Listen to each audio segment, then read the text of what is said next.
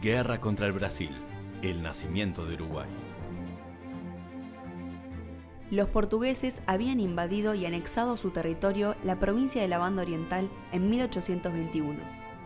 Al año siguiente, al declararse la independencia de Brasil, un sector del ejército portugués se plegó al movimiento independentista, mientras que el otro permaneció fiel a la metrópolis. Esta división interna dio la oportunidad ideal para que un grupo de orientales, con la ayuda del gobierno de Buenos Aires, intentara reconquistar la Banda Oriental.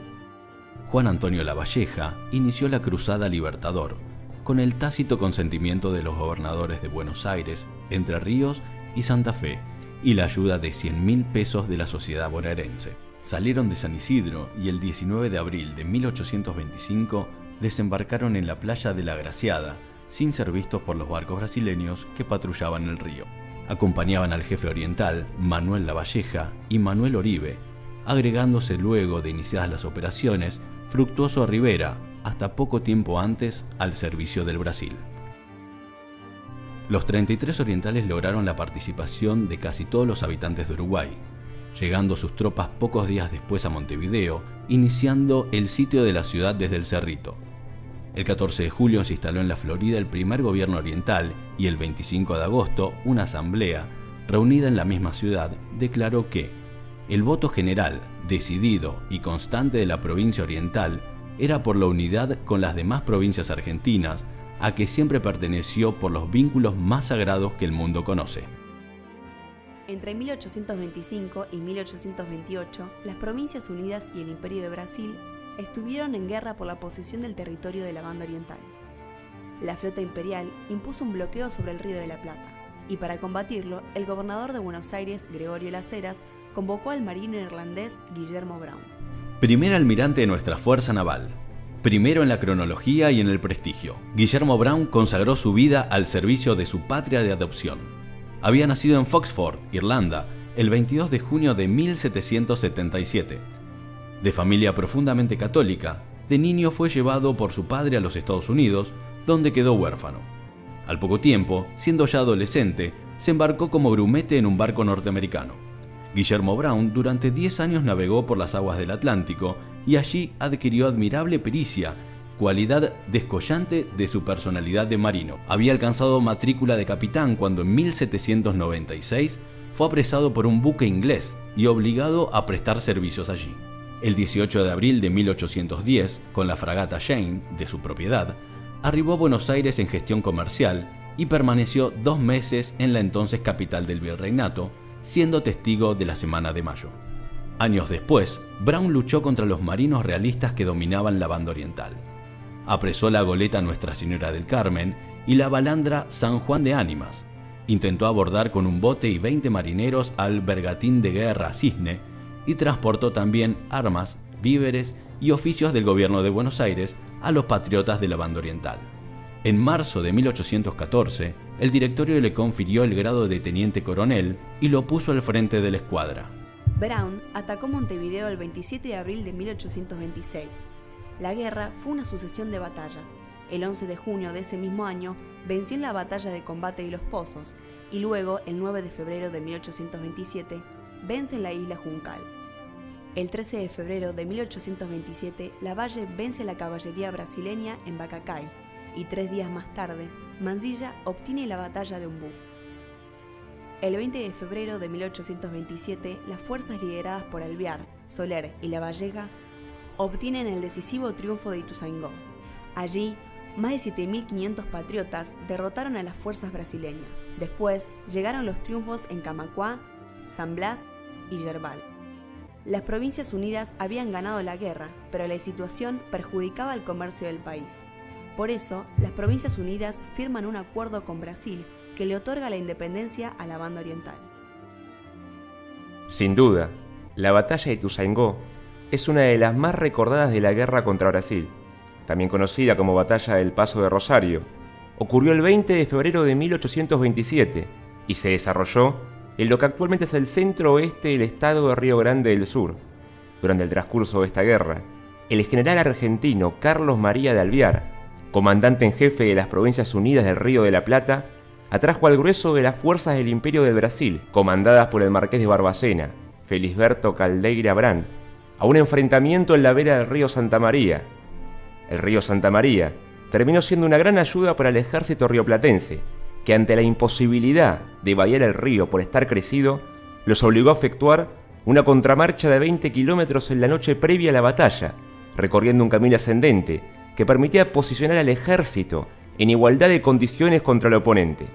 Como los brasileños estimaron, erróneamente, que sus enemigos habían cruzado el río en la tarde anterior, su marcha fue descuidada y desprolija. Barbacena envió el grueso de su infantería en 3 columnas a atacar el primer cuerpo del ejército aliado, comandado por Juan Antonio Lavalleja. Una vez próximos a este, el general Carlos María de Alvear ordenó la carga de la caballería, hasta entonces oculta, sobre el flanco izquierdo de los brasileños.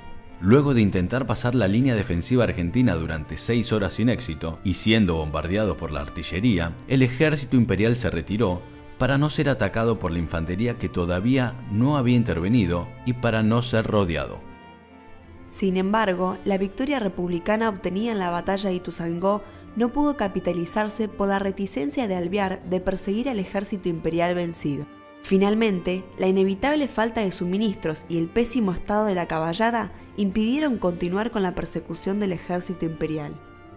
Esta batalla importante, que dio una victoria trascendental a las fuerzas de las Provincias Unidas, no terminó generando políticamente los resultados esperados.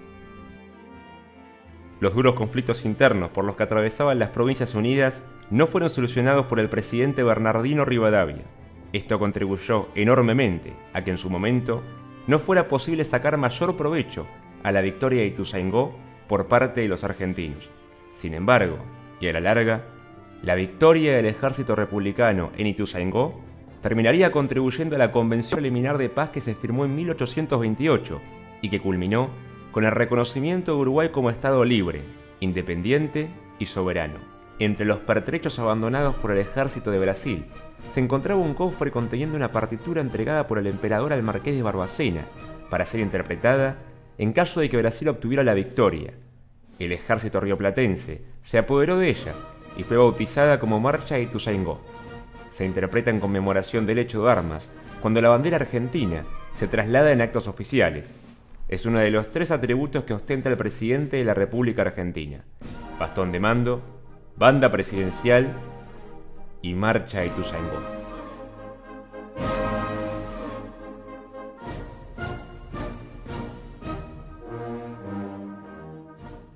Desde la independencia de las Provincias Unidas siempre se buscó el apoyo de Inglaterra, ya que se consideraba que si esa nación apoyaba el intento independentista, los demás países europeos y las demás potencias iban a aceptar esta independencia del Reino de España. Justamente lo que se buscaba era contrarrestar la presión y el lobby que hacían los reyes españoles y la Santa Alianza, es decir, la Iglesia Católica, para cesar las revueltas en Latinoamérica.